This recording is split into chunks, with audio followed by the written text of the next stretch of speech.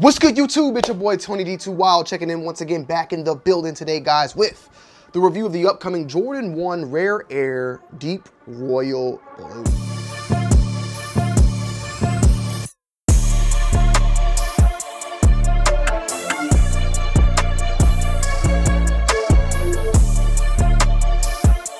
So guys, these are set to release on April 5th alongside with the Cinnabar for a retail price point of $180.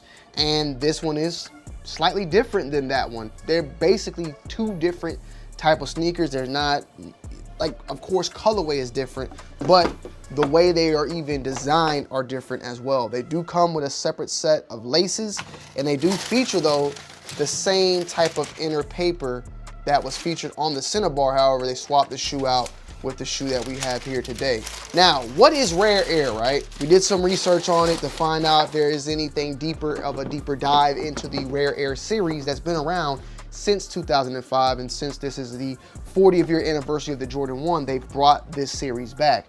The Rare Air, though, for the most part, are designs and prototypes from the 1980s that are being utilized in the shoes that we see here now. So it's a mixture of that, blended in and created into a whole new entire shoe. The Rare Airs of 2005 were laser engraved. There was also, of course, the removable patches for the Varsity Maize, or the Tour Yellow pair, my bad. Then you also have, of course, the newer pair of the 4 that's coming out that's very similar in this colorway as well. This is a deep royal for the most part. You got Rare Air on the inside as well, in the same color of the Nike on the swoosh. This one is different, as you remember on, or maybe you don't, depending if you watched the other video. The Cinnabar has the Air Jordan right here, winged, and on the inside it has the same wing logo but with Nike. Also commemorate the older version, or the prototype versions, of how the wing logo could have looked with the Nike on top instead of the Air Jordan that was put on there. I want to say some of the airships had the wing logo with Nike on it, so there's where it plays into the prototype of that, because the airship was technically the first shoe before the Jordan 1 itself. So prototypes, mock-ups, samples, you name it, that's all a part of this Rare Air series. This one, though, is different, of course, with the deep royal blue on the forefront and on the back, and then on the top you have a just neutral gray suede going on. And then they don't keep the royal going on, they kind of swap it out for a white, and then you have Air Jordan. The Rare Air are different, so the flip around, of course, is on the left shoe. You have the Nike Air on that wing logo there. There is no logos on the inside of these like they were on the Cinnabar, but you do have the swapping of Air Jordan and Nike on these, like on those as well. Quality of leather for the most part is decent. It's not better than the Cinnabar. I like the Cinnabar a little bit more in my humble opinion, but this is a review on this, so I'll keep it on this. This is a men's pair. This is not a women's pair. So you have a men's and a women's split release. The craftsmanship, the quality on here for the most part is decent. There is no widow's peaks or anything like that.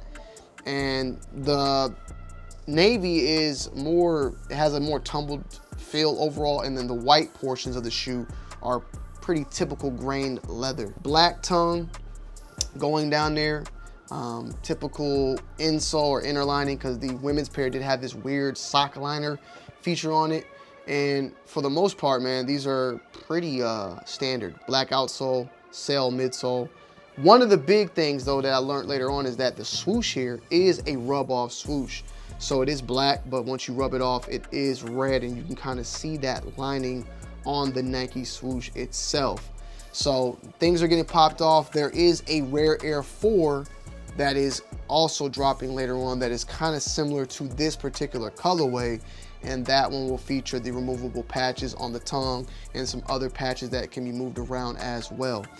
The Rare Air, though, this one in particular, the box is different. Once again, kind of that faded, rubbed off look. However, it is not all one color. You do have the OG like Jordan 1 box feature there, but on the bottom portion it is like of a navy. So this one is dope. I wish they would have spoken more into which is what, like, why is this hyper blue? What is it, like, if this was where is the sampling and the storyline of this particular colorway compared to the Cinnabar?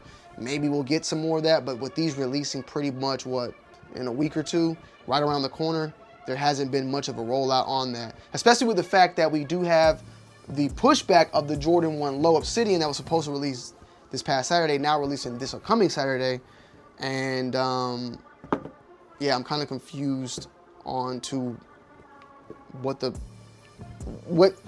usually there's been some themes and some stories behind some of these shoes, especially a rare air collection shoe, but maybe I'm thinking too much into it, man. It is what it is. These overall are dope. They're nice, you know, kind of similar to the Fragment look, Travis Scott Fragment look, and for the most part, you know, it's cool. Pass for me, but it's cool. With that said, let me know you guys' thoughts and opinions down below in the comment section. These should be widely available as always. So yeah, I love y'all. I'll see you on the next one, and I'm gonna end y'all with an on-foot review. Peace.